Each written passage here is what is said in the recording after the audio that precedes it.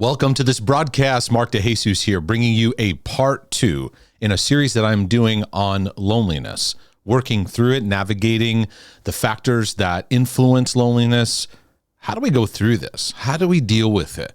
And today I want to get into what's influencing the feelings of loneliness that you're having. If you haven't seen part 1, go back and check out part 1 where I kind of lay a foundation of some perspectives. And if you know anything about my material, my content, the way I approach things is it's almost like I'm sitting down with you in the passenger seat of the car while you're driving, and I'm just talking and sharing with you. I'm a brother from another mother, and I just want to walk alongside and support the healing and freedom journey that you're going through. And many, many people are going through deep levels of experiencing loneliness.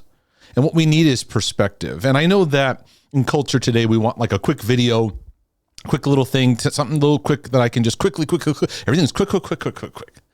And my approach is a bit different because I want to slow you down. I want to share with you. I want to let what I'm sharing get processed in you as I'm talking through. And today I'm going to give you about 12 perspectives on loneliness, because one of the things that people want is they want quickly, let's give a quick thing to help me with my loneliness. And a lot of times what we need is we need to slow down. We need to get some perspective. We need to get more to the root system of what's going on in our hearts, in our lives. And please understand, when you digest this material, you go, well, I gotta find time to get this whole thing and digest it all at once. No, you can do it pieces at a time.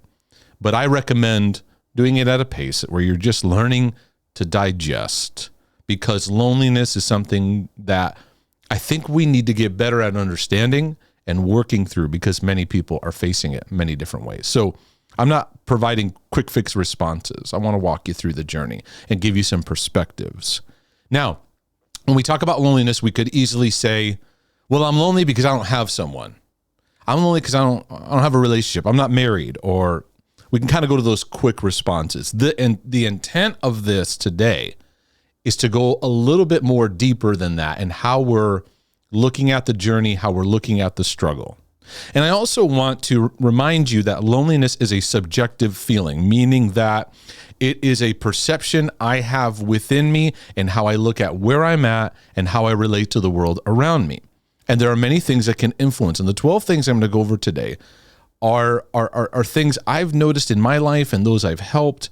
And they've been areas that have been very helpful to navigate, because loneliness can lead you to a deeper work in your life that maybe you haven't really invited in yet. And for some people, they're like, it's a scary concept, slowing down and kind of working through issues. And that's why I do what I do, because I want to invite people into the deeper journey. And deeper doesn't mean complicated. Deeper usually means more simple, a little slower, little more different pace, different rhythm, and a different value system, moving to meaningful relational connection. So I'm going to go through these factors. These are factors that are influencing your loneliness. Don't feel like you got to get all of them down, and just pay attention right now to what bubbles to the surface when you look at these and say, yeah, that's a part of my journey. Now, the first one I'm going to bring up is one that we always have to visit when we understand the concept of loneliness, because I have to address the setup in your life. What was the setup of what you were raised with and what you were brought up with that then influences how you deal with subjects of loneliness? So we're going to get back to, of course, the parental bond and your family upbringing. My wife and I are doing a series of conversations. We're going to be spending a lot of time surrounding how your upbringing influenced your life and how it affected you. And so when you look at loneliness, how you bonded with your parents and how you were raised and the family culture you were brought up in determines a lot on how you deal with seasons where you are alone, or dealing with struggle, or dealing with times that you're going through difficulties, or where these lonely feelings start to arise, how you deal with it. Some questions I would ask. Did you have a meaningful attachment to your parents growing up? Was there that bond? We mentioned, my wife and I went over Proverbs 4, talking about the bond of father and mother. Did you have that meaningful connection with them where You felt your father's affection, his love for you, his attention, your mother's nurture, her ability to have meaningful conversations with you, to make you feel seen and important. Did you have that? And I feel in my healing and freedom journey with so many people, we skip over this. We're afraid to kind of go there. And I think we have to understand when you were born, you were designed to bond with your mother and your father, both physically and emotionally. There's attachment. And there's this concept of attachment issues that people have. And the premise of it goes back to our original bonds, because the thing parents are supposed to establish first, more than anything else, is a bond to their children, because everything flows out of the bond. If you're a parent now to a young child, you got a baby or a toddler or whatever, I encourage you, developing that bond is most important. And a lot of parents are either lost in their own brokenness or they're lost in the modern world of busyness. Busy, busy, busy. I'm just so busy. Life is busy. And so how those development attachments then determine how lonely we feel at certain stages in life and how we deal with it. So people who tend to bond well in life, they know how to connect in healthy ways. They can ebb and flow where they can be alone, then be with people, and know how to navigate that in various ways. Sorry, I had to let out a sneeze there. So for many, the bond wasn't there. So it becomes challenging to develop that, because you were not meant to be surrounded by people all the time, 24/7. You need to know how to have solitude. You need to know how to go for a walk by yourself. You need to know how to hang out by yourself. That needs to be something that, no matter what your personality leaning is, we need to be able to learn how to have various seasons of our life, right? And sometimes it hits us suddenly of a loss of somebody. You have to grieve that. Well, anyways, I'm getting back to the main point, is that bond, connection, attachment growing up kind of helps us navigate that. You know, like when you have the first day of school and you're leaving your parents, you're away from them for a little bit, and you're working that out, but you have a bond, but they know how to release you.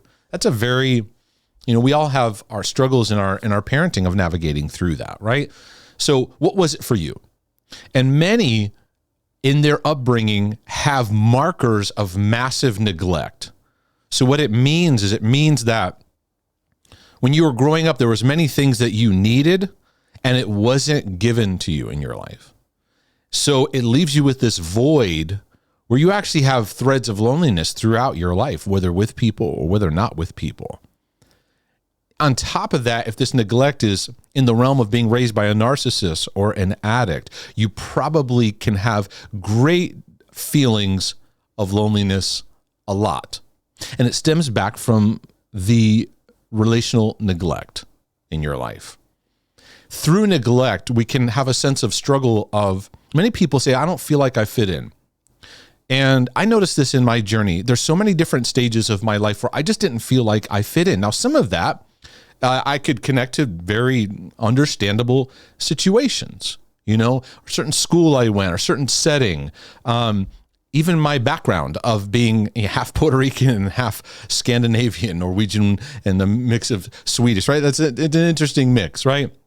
And like, where do I belong? Where do I navigate that? In my church upbringing, and I've had exposure to a lot of streams of Christianity, and like, where do I belong in the midst of this? I became a pastor, and there's aspects of being a pastor where I'm like, that's not me like that. The way people want a pastor to be, it's not like that. No. And it took me a long road and a long journey to navigate what does it look like for me to minister to the hearts of people in a way and how I'm wired. But that feeling like you don't belong. And a lot of times that goes back to the neglect of your identity being affirmed, being loved on, being built into. So when you go through seasons of life, whether it's difficult or whether it's challenging or whether you have a lot of relationships, there's a sense of like, I'm okay in the midst of it. And I've struggled with seasons where I would even say to God in my brokenness, why'd you wire me this way? And I don't feel like it's how I'm wired is there's room being made for it. And so I have this feeling of something's wrong with me. And many of you that you write to me, I'm lonely, something's wrong with me. I'm lonely, something's wrong with me. That's kind of the back and forth that goes on. And that stems back to neglect. of being neglected, of not having a father acknowledge you, speak over you, validate who you are, really bring out the beauty of who you are as a son or as a daughter, talking about your characteristics, seeing the beauty in them versus just the strange oddness of them, right? And there's some honest struggles and battles with it. I grew up with a very creative leaning. I feel things. When I listen to music, I feel things and hear things in the music deeper than just the melody. There's expressions. I was always loving theater or multimedia and the expression of that, right? My parents don't have that. They didn't have that. And they honestly were like, sometimes we don't know what to do with you because you have these creative leanings we don't have. It's understandable. But these are all factors. It's not about blaming anyone. It's not about pointing the finger at anyone. It's recognizing what influence. So you have insight on your story. You have insight on your perspective. And I think one of the greatest wounds people carry that contributes to loneliness is neglect, because neglect doesn't tend to you and see you and notice. Part of a parent's role is to pick up on things you're going through and be available. And that equips you on how you navigate seasons of your life that you're going through. The second one, if the first one wasn't big, the second one, this is massive. Because then we lead into number 2, factors that influence loneliness is when you're in the deep battles of your life. I'm talking about you go through loss. You're going through a mental health battle. You're going through a breakup. You're going through a divorce. You have to leave a church. There's a struggle in your life. You've got an illness, a disease. And this can be some of the most painful areas of our life because we're already struggling with how we were equipped and not equipped. And now we're going through battles. I remember in the early stages where I could see the obsessive compulsive battles of my life, and I didn't know that's what it was. I was just like, I have weird anxiety issues. They surround relationships. They surround certain things. And I felt the absolute loneliness of feeling like I was a weirdo, feeling like I was crazy. And many people, the struggle in their mental health battle is they've got the mental health battle, but they feel so beat up over having the mental health battle. So now they've got 2 battles. The shame over it. And I felt so alone. And when I would share it, there were times where the feedback I got just reminded me this is really odd. I do remember one person, I'll never forget this though, a guy that spent some time with me. He honestly didn't understand the OCD, but he was like, I don't get it, but I'm here for you, man. And that was important. That was valuable because I think when people when they have battles in their life, it is very common that, let's say it this way, that Job's friends come into the picture. Job's story of suffering is very interesting because no one in the history of mankind really knows why God picked a fight in this way. We can speculate, and you can give me all your impressive answers. Let's just be honest, we don't really know. It's the mind of God in knowing the deep why. Of course, Job's struggle is, why is this happening to me? It's epic level. I don't know anyone in recorded history. I could be wrong. I don't know anyone in recorded history that has been hit the way Job was. He was hit in every area. Many times Christians go, I'm going through a Job thing. I'm like, all your children die. All your property is basically destroyed. You're riddled with disease, and your wife turns on you. And you have friends that come in, and I think the message of Job's story, big part of it, is that I feel like Job's friends are like Christianity today in too many ways. I don't mean Christianity Today, the magazine. I mean, Christians today. We do this in our comment section videos and social media. We do this in our interactions. We do it in church. We do it all the time. And I think we need to stop because we operate like Job's friends. Job is suffering. He's lonely. He can't make sense. He's traumatized. He's shredded. He's weeping. He's like down to nothing, the bare bones of humanity. And his friends come along, like Christians do today. I know the answer. And it just makes it worse. Because what they're saying sounds good, but it's not what he needed, and it's not God's heart. In the end of the story of Job, God rebukes those guys. And we live in a culture where Job's friends are the way Christians relate. Somebody is sick in their body, and everybody's got the thing that they need. Maybe you need to do this fasting thing or pray this thing. You need to do this. You need to do that. We're like constant advice givers. And what we need to do is we need to be able to, and some of this is in Job's story, of just sitting with somebody, weeping with those who weep, listening, understanding. Because in my journey of OCD, for example, mental health, I had a journey. It's like the real story was buckle up for at least the next, 5 years to 10 years. You're going to learn. And then you're going to keep learning for the rest of your life. At the time, I would have been, like many of you, it would have like spun me out. Oh, I want to get well overnight. But there's so many times in my life and my journey where the struggle got harder because of the loneliness of advice that's given. Because then you chase advice. And we do this a lot. I experience this, and I understand, even with my son, Max, who's on the autism spectrum, my wife and I share the journey, the struggle of that, and trying to navigate, what does he need? God, what's your heart for him? What does he need? Because it's so, each day has its own nuances. And having the battle, that it feels very lonely. And then what happened? And well-meaning people, hey, you should try this. I get emails every week or enough. Hey, you should try this, try that, try this, try that. I appreciate that. I appreciate the heart of it. But that's not what people need. And I've learned that through this journey. Where somebody's going through cancer and they're like, maybe that something they did healed them of cancer. And now that they're telling everyone who has cancer, they need to do this. I'm like, yeah, maybe, but maybe not. And I think that we jump the gun in giving advice. I share even my struggles in some of the previous videos I've done where I've had numerous struggles with autoimmune kind of conditions and issues. And everybody's like, you do this, and this book says this, and this material says this, and it says that. And I kind of chuckle because I go, yeah, you have no idea what I've went through in actually doing that. And we feel that we have the right to speak into people's battles. We feel that we should speak into people's battles. I think that Christianity is obsessive compulsive about giving people advice.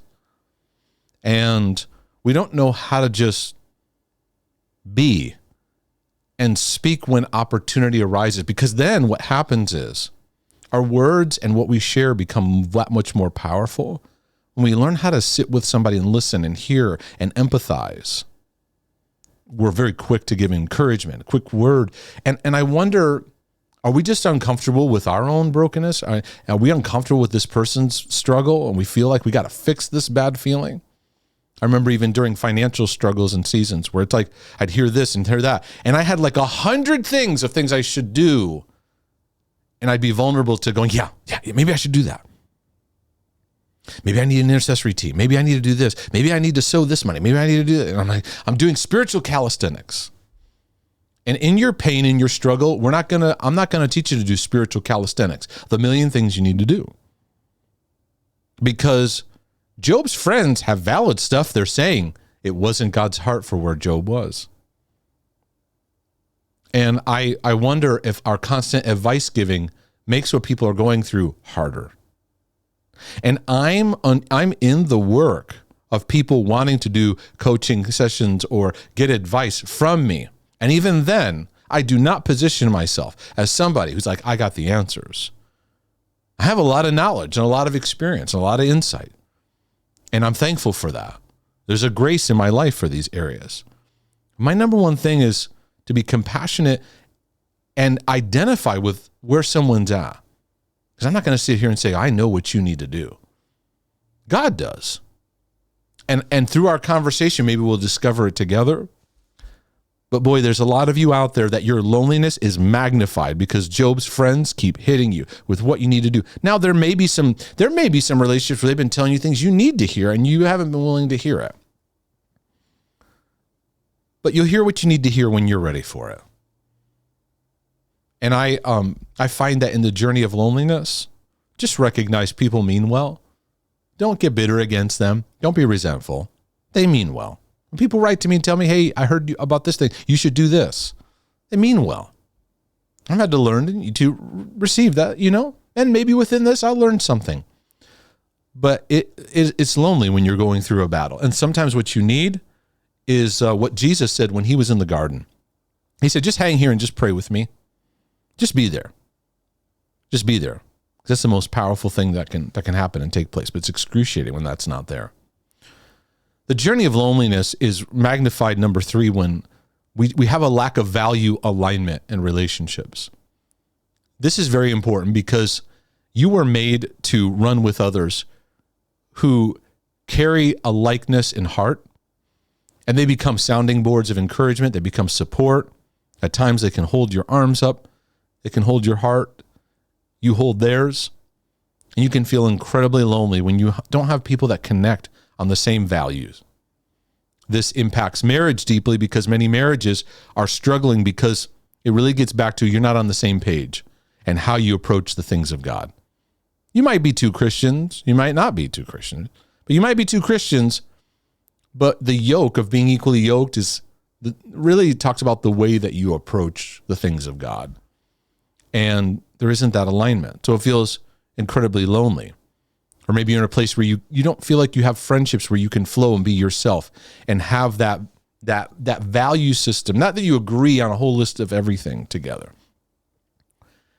I find within my journey and many that I interact with, there is loneliness of you go for it. You want to be well. You want to live healthy. But you're surrounded by people that don't want that. That's too hard.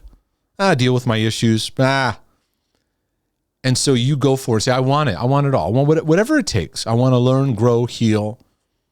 You go for it. That was a loneliness I didn't expect because I thought, who wouldn't want better mental health? Who wouldn't want better families? Who wouldn't want? But I realized what that calls for is a different lifestyle than what's typically in our modern culture. It's a different rhythm. It's a different pace. It's a different approach. And for many of you, you're actually going for the life of an overcomer and you feel lonely because of it. And then you start to say, what's wrong with me? What's wrong with me? What's wrong with me? And it may not be about what's wrong with you. That kind of pathway I don't encourage anyways. It's not helpful. It doesn't lead to insight and it doesn't lead to helping you navigate the season that you're in. But boy, it can feel like in the silence of that, you go, and Jesus said there would be a remnant of people who are overcomers. There are people who are, come hell or high water, I want to grow. I'm going to deal with my issues, I'm going to be honest about them, be vulnerable and work through it. And realize there's many that they won't go with you. They don't have it because they're just not ready or for various reasons. And you'll have to work through going, you know what? It's all right. No hard feelings, no bitterness, but I gotta go to this next level that I'm going to in my journey because I want what's more. So the next one, number 4, is a disempowered emotional life. Now, I'm going to navigate this with you because these are areas I've had to work through. And you take it as an invitation to do this is where the actual work is, because how we approach loneliness. So even studies have shown that people with high levels of loneliness can tend to have a lot of these patterns in their life. And I'll look at them briefly here. The first one is like a blame mindset. Whose fault is this? Who's blame? Let's start blaming. I'm lonely because I'm lonely because people. We tend to blame ourselves, tend to blame others, blame God, become very fault-focused. The fault focus inflames anger. You become very angry. And many lonely people are very irritable, very angry in their situation. What you need is shame out of the picture and engage self-compassion and love and patient kindness and looking at your situation from a big picture standpoint. Constant rumination, because now you're spinning in the loneliness. Loneliness can magnify rumination. Rumination can magnify loneliness. This word I always struggle in saying, catastrophizing. There we go. I do videos on all these, so you can check them out. Where you hide your feelings or suppress them, you suppress the emotional expression, because being able to get things off your chest is a very important relational experience where I share what I'm going through. I'm not judged. I'm understood. This is actually more powerful than someone just trying to fix me. It is way more powerful. And so we jump into the being fixed. When you're lonely, it's not about just like quickly fixing it. And I addressed that in the last session where sometimes we jump to like, all you need is Jesus, just give it to Jesus. And it's like, stop it. This person's probably going through something. And quit slapping people with quick statements that give you just a quick way to just walk away and not deal with them. We do that a lot, right? It's like, give it to Jesus. Translation, I don't have time for you. Can you just go talk to somebody else? But back to the point. We can tend to avoid social situations, right? In the loneliness, that's part of depression too, where you just kind of like avoid. I don't feel like going to that party. I don't feel like going to that get together. I'm not going to go to that gathering. And so it becomes this cycle where you tend to stop seeking social support, and then you reject the social support that is offered. That can create a cycle where it just keeps the loneliness inflamed. Now, I have a different take on that than most people, because a lot of times loneliness, you're lonely. Okay, you're lonely. Why don't you join a group? Why don't you go do this? I don't prescribe that. I don't throw that on people. It's like, let's look at your journey, where you're at. Maybe you're in a season where to rush that maybe that's a rush thing to pressure it, because relationships are an organic flow. You don't force relationships. So I'll illustrate it this way, and if it doesn't land, it doesn't land. Years ago, when I was a teenager, they started implementing in my church small groups. This is when the small group thing really started to take off in a lot of churches. It's a good thing. It's at a small level. It really brings out what people really need, because the church was emphasizing the big. And that is the main emphasis. When we think of church, we think of a big room, lots of people, we look up at a stage. But really, there was this mindset of small groups that arose. Well, anyway, in the youth group, they would set up small groups. And they'd have a leader, and they'd have the kids. And there's a very, very key mistake that they made in doing small groups. Me and my friends in youth group, we did a lot of joking around, sarcastic, goofy. That's who I was. A lot of those, just finding humor, pushing it too far, all that kind of stuff. And so in setting up groups, they're like, okay, Mark and so and so and so. When they get together, they cause a lot of problems. So we're going to set up small groups. Mark's in one, so and so's in the other, so and so's in the other. And so I was in a small group of kids I wasn't connected with. So I was like, just checked out. Very, very difficult to enjoy the process. Years later, I actually was hired at that same church, the church I grew up in, to be the youth pastor. And we made a very, very intentional shift. And we sat and we put down the list of all the kids that were in the youth group. And we sat there and very, very intentionally looked at each teenager and studied them. Who do they hang out with the most? Who do they see? We see them in church. Who are they sitting with? Who do they talk to? We're going to put them in a group together. because we're going to do the best that we can to encourage what's already happening. And we saw the groups flourish. They were excited to be together. They were excited for that time. And we would meet as a youth group. I would do a talk, sermon, whatever. Then we would do groups. And the groups would be excited. They'd bond. They'd connect. They'd do activities together outside of youth group. Outside of that, they developed bonds with their leader, with each other. So many of you, you're in a lonely season. Maybe you went through a divorce, and maybe wherever you are, or just in life, you moved or whatever.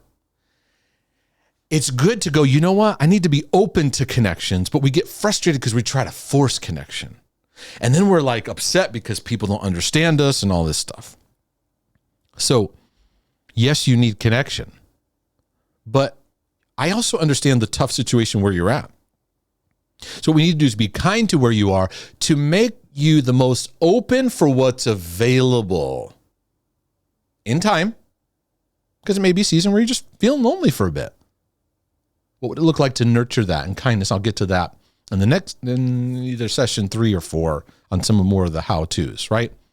That's kind of a little tangent, because what I encourage is, okay, I reject social support that's offered. Am I rejecting something I need to be a little more open to? Just a question. It's not a black and white thing. But chronic negativity is really going to make loneliness just spiral downhill. And it's like, I have my brothers and sisters that struggle with like religious scrupulosity, religious OCD. They're like, I feel so lonely. It means God's left me. I've done something wrong. Maybe I'm not even saved. They spiral into interpretations that are not. They don't help them realize, you know what? I'm a believer, but I'm lonely. And it's okay that I'm lonely. And so going through loneliness and not finding a more empowering meaning, because many times it makes it so much worse when you don't give like a positive meaning or an empowering meaning, because then you can go into something's wrong with me. It's because I'm unlovable. It's because there's something wrong with me. I'm messed up, and that's why people don't love me. And it just makes that loneliness awful. So in lonely seasons of my life, number 5, I've had to look at my expectations, because sometimes my expectations of relationships needed to be tethered and modified. There are times where I was very intense in relationships. My expectation was so high. If you have any shred of perfectionism in your life, it's going to affect your relationship standard. And at times you get hung up on things that you go, and I'm not talking about abuse and all that stuff. And I'm talking about maybe like from a basic friendship standpoint. Are you real like hard on yourself that maybe you get hung up on things too easily? And God's saying, just lighten up a little bit. I'm not saying throw out your standards of relationship, but see, this takes discernment. So I leave it to the Holy Spirit and you to discern it out. But I know for me, I want meaningful connections, but what's the expectation? Do you feel like you should have tons of friends? Do you feel like your loneliness is because you don't have a lot of followers on social media? Because that's not something you need to be making as part of influencing how you feel about yourself. I think culture hypnotizes us a bit in that we need to have a lot of people around us or have these amazing deep relationships. The reality is that this is not the case for many people, maybe even most people. And I found in seasons of loneliness, it was an invitation for me to face myself with greater kindness, but it was also a season to recalibrate what things like success mean. Like maybe I felt unsuccessful. And I was like, well, what does that even mean? Because am I giving myself a disempowering definition that's making me stuck? I also found seasons of loneliness led me to saying, okay, I need to address the patterns of how I relate. This kind of ties into expectation. And all of us have a style of relating. And this is where the rubber meets the road. Because this isn't about, oh, you're messed up, you don't know how to relate to people, so that's why you're lonely. This has to be done compassionately. But it's also a sober thing where it's like, I look back, especially in the early seasons of ministry, I do see with sobriety, not with blame. I'm not beating myself up. I'm not, woe is me, but I was so immersed in ministry there was no room for me to have healthy relationships because I was in my tunnel vision of I got this next event and I'm busy with ministry. And don't you understand? And even like phone calls, I would, this is when cell phones were first starting to come out. My cell phone would ring and I'm like, don't you understand? I got ministry things going on right now. My mindset was just in that tunnel vision. And I learned through the mental health struggles, I got to change my lifestyle. I need to see that relationships is everything. I got to slow down and make time for meaningful interactions, which has led me to my personality got altered. I went through like a personality renovation. Kind of interesting, right? Because I realized my style of relating, many of you get snappy in relationships or you're untrusting. You have blanket statements. People are awful. I'm sick of people. I just don't like people. The world is crazy. I just don't, But I think you can't do this if you have self-hatred, unworthiness, and condemnation and shame. It's just, you're going to spin out. This point's going to spin you out. But if you look at yourself with love, I can go, you know what? I remember that season I was too hard on that person. I realized that. Okay, God, I use that as a learning opportunity for my future. Maybe you have a propensity to cut people off. I'm done with them, kind of thing. And you realize, just tether that a bit. Do you write people off like in their first sentence? I remember in my pastoring years, people would hear me teach a sermon. Within the first 5 minutes, they had me lumped up in a whole set of categories. And it was like, wait, you got to give me a chance to be able to allow myself time to relate to you, right? And so I think this is where the overcomer rises up and where healing can be very powerful because it can take the heat off of how goofy everyone else is because we're all goofy, different levels. And it allows you to relax a bit and go, okay, I'm lonely right now. And there's people like, man, I wish they understood me a bit more. Wish they were more on my playing field. But you know what? I'm not always that great either.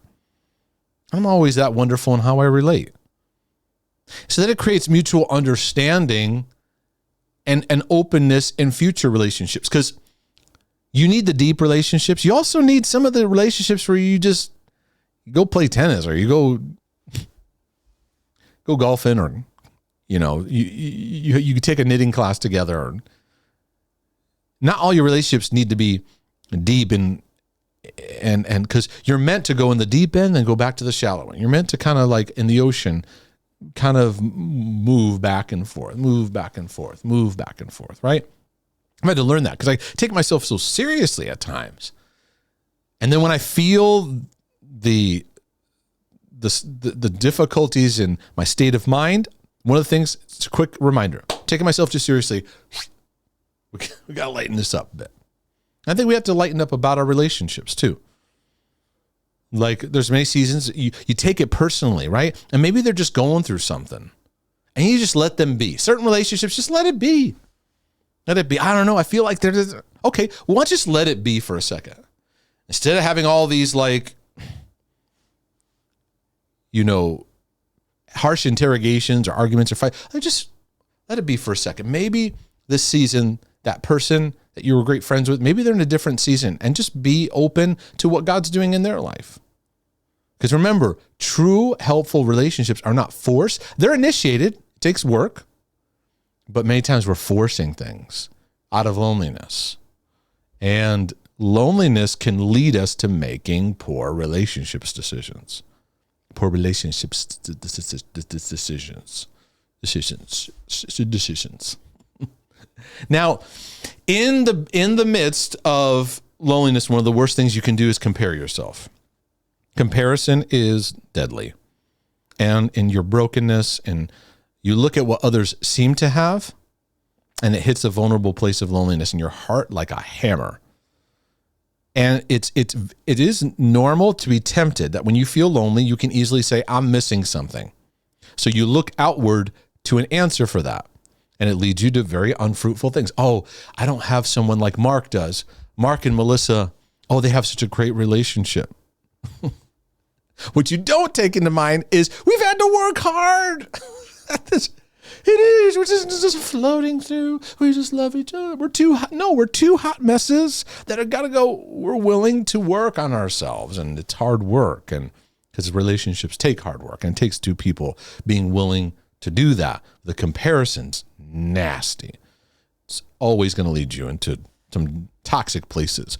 Speaking of toxicity, I find nothing more that adds to the toxicity of relational world than social media. Social media has turned our relational interaction worldwide into a giant emotional garbage dump. I'm sorry to use such strong language, but it has been. Now, I place videos on YouTube, so I'm interacting in a form of social media. But I'm telling you what, I am running into so many brothers and sisters that social media is brainwashing them and messing with their mental health. It's not helping depression. Studies are proving it. It's not actually providing connection. Social media taps into our longing for connection because it does seem that we're more isolated than ever. So it taps into our need for connection. It might be a good place to start a connection, but it's not a great place to have a meaningful interaction. And in my work, I see social media being a detriment to people's healthy emotions, healthy relationships, and mental health. In many ways, I encourage take a break or just get off of it so that it leaves space for you to find where meaningful, true face-to-face interactions can happen. We exchange information and opinions on social media, but we don't really connect. So let me give you like the setup. When you have that, that app on your phone or on your computer, whether it's Facebook, Twitter, Snapchat, Instagram, TikTok, whatever. A lot of times we enter that app, we are in a state of boredom. You're kind of in what I would call like the old school cigarette break. I don't smoke, I never smoke, but I was fascinated with people that take cigarette breaks. Because I was like, I like that, a little break, right? No, I don't like the cigarette part of it. But that like moment to just pause, well, a lot of times the modern cigarette break is your social media break. Any break in the action. You stand in line at a store. What do? You pull out your phone and check your social media. Any break. We have no breaks of boredom in life. You're meant to actually be bored. My kids go, I'm bored. I know, it's good. Sit in that for a little bit. They look at me like I'm crazy. But I remember times as a kid, just kind of like lots of times in the summer, a little bored, right? Well, nowadays you have something to look at, stream, view. There's so much stimulation of our minds. So we don't know how to handle boredom. We don't know how to handle moments of nothingness. So and you have at your disposal now something to fill it. So we're bored, empty, lonely. We go into these apps. So we're at a lower state. We're not like in a great state of mind. So this false world now gets presented to us because I don't care what you say. What you're looking at from these people is a false world. It is presented. And the people that you admired the most in their influencers and presentations, we forget. It's a presentation. It's a presentation. It's put together. It's scripted. It's even #vulnerable. It's like it's scripted, right?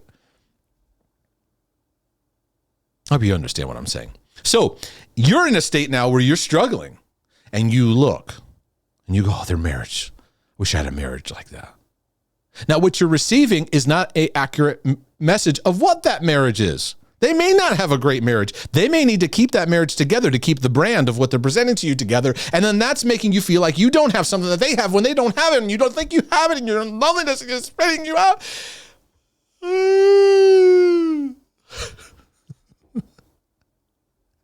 We're living in a fake world. It's fake. It's fake. I'm not calling everybody fake because sometimes we go, no, these people are real.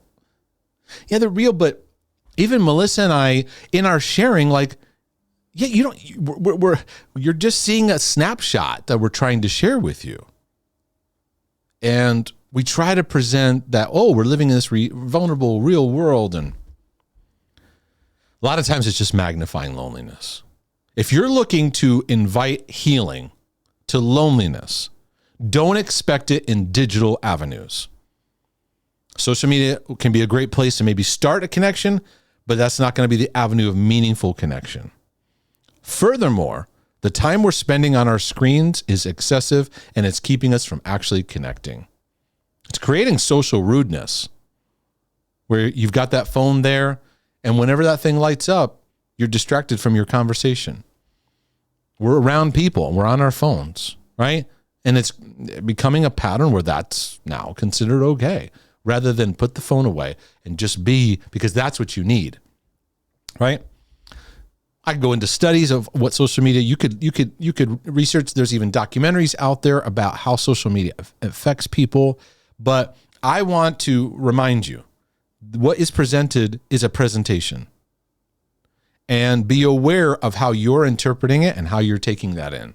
Just thoughts for sauce of the mixture of the recipe of what God's doing in your life and your journey. Just saying.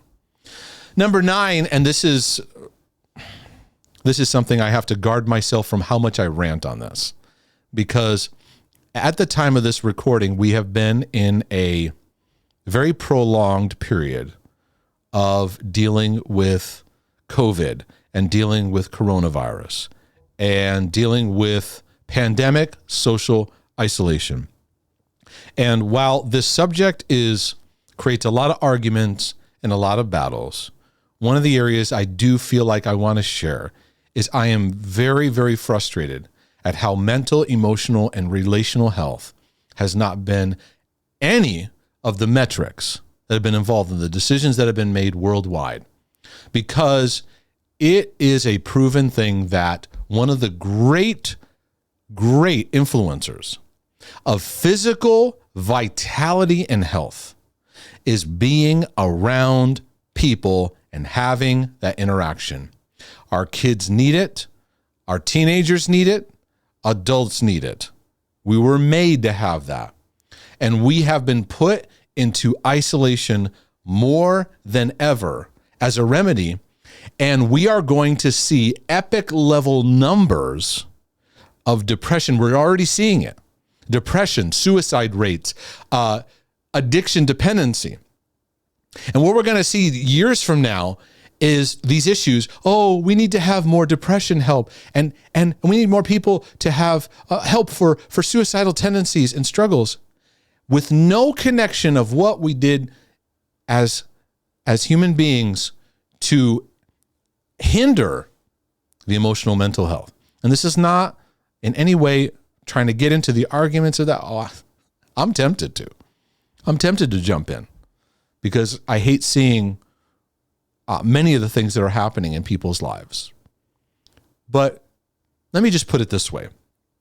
If I want to torture you, let's say I am the worst human being on the planet, and I've imprisoned you somehow, and I want to torture you. There's 2 ways I could torture you. One is to inflict some kind of abusive pain on you, beat you, something like that. There's another more sadistic way, a second way I could torture you. Isolate you. People in prison, if they don't behave, they can be put what? Into solitary confinement. It's a punishment. I say all that to say I'm just super concerned for you, brothers and sisters, because we're meant to be around each other. We're meant to be. This isn't a debate about COVID. I'm not going there. I'm not throwing my dog in that fight. Am I throwing my dog in any fight? What does that even mean? That's just, I guess it's I don't even know what I just said, what that even means. But you get what I'm saying. The point being, what's my point is you need to recognize, how's that affected you and your family? How's it affected your relationships and what you've gone through? Have you lost a loved one and you weren't even able to get to see them? Oh my goodness. The pain of that.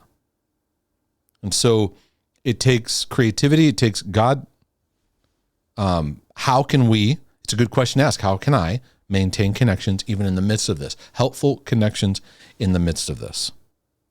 It's something to think about. But then we enter into the stage of personal emptiness and lack of fulfillment. It's just your inner life is empty. So even people being around you won't be received. So it's leading you to go, I need to learn how to be able to receive love.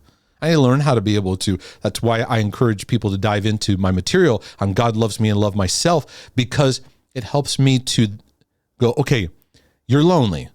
We're not going to fix and all of a sudden have beautiful relationships tomorrow. But today, you can learn how to start having a better relationship with yourself in the midst of the loneliness. And it may be a beautiful season of recovery as you learn to relate to yourself. Yes, you need relationships, but I'd like to lovingly shine the light on where you're at, what you're going through. Many of you need to, you're revisiting, you do work that's not meaningful. And I think it's important to have a line of work that is meaningful in your life. And many people today are reevaluating. What am I doing? Am I just trying to get a paycheck? Or can I begin to start going, I want to engage myself in areas where I'm making a meaningful contribution? Because it does produce some added life to your journey and how you feel about this issue and this subject of loneliness. I'm going to give the last two because I'm going to talk about these in future episodes, future material. Those who've experienced a lot of trauma, the trauma of loss, of abuse, they can be left with deep feelings of loneliness in their pain, feeling like they're the only one. And I think that it can be easy for us to hide in our trauma and hide in that. I encounter in my work many people who've been through spiritual abuse. They've had to leave a toxic church, and that's a huge trauma. It's trauma of what they experience, and it's trauma of leaving and having to, or get, the departure was difficult, and then they're left into the abyss of loneliness, and it's excruciating because maybe for a season you had connection. Now you're looking back and you're grieving it. You have to understand how to heal from those kind of traumas. That's why I have material called Healing from Spiritual Abuse and things on trauma that I'm going to continue on and talk more about, even complex trauma, the trauma of neglect and different levels of it, how it impacts our lives. The next one, and I close with this, and we'll land this, is what I'm going to get into in the next session, which I believe hits the ground level of how you're going to navigate loneliness. And that's how you interpret it. How do you interpret what you're going through? What does it mean? So you say, Mark, I'm lonely. Okay. And what's your interpretation of that? And most of the time, loneliness is excruciating because we're not tender and kind to it. We're harsh, judgmental, shameful, angry, and our interpretation reflects that. No, because God's left me. People are terrible. Life just stinks. Now, you can honestly say, life is tough, but we start making a meaning that then we carry that meaning around. And what it does is it doesn't invite you to actually heal loneliness. And I've seen seasons of loneliness in my life as a gift and an opportunity to get to know God, to get to know myself in a more loving and grace-filled way, and to recalibrate how I see relationships, to learn and grow. This is where loneliness can actually be a gift, because many times in lonely seasons, you can make value shifts. You know what? I'm going to start readjusting what is most important to me. I remember when performance and achievement was my value. Got to do it right. And it negated the value of relationships. And God's helped me to shift that. And it took lonely seasons where I had to face myself, where the achievement and performance cycle wasn't always there presenting itself. And I crashed. And at first it was excruciating. But then I said, okay, I'm going to see if I can make the best of this. God, it's not about what I'm doing wrong or what I should have been doing or whatever. It's not about that. It's about you're here right now. And I invite you into that. So I can learn how to see myself the way you see me, heal and grow, and it'll lead me to a better life of healing and freedom and a more overcoming life. So Father, I pray that this will speak to the hearts of people where it's need to be spoken to. I've taken some time to share my heart, to be honest, to be transparent, but also to provide some compassionate insight. Thank you for allowing me to be a brother from another mother, but you're my father. And I sit here as brother in Christ to my brothers and sisters, and I pray that you'd meet them. And I pray for Psalm 23 to come into their lives, that they would be led beside the still waters to restore their soul, restore their heart, restore where they're at, that they can find the air of refreshment fill their lungs, and that the season they're going through would actually be a setup for great victory in the next season. And God, I'm so thankful for that. In Jesus' name, amen. If this material has been a blessing to your life, consider a one-time donation, become a regular supporter. It's a privilege and an honor to speak into your life, and I pray that you'll be encouraged by the insights provided here. But until next time, Lord willing, and the creek don't rise, I'll see you in future episodes. Live healed and free. You're loved today. Your life has meaning. The grace of God, the grace of our Lord Jesus Christ, the love of the Father is here for you today. So be encouraged. Walk it. Blessings.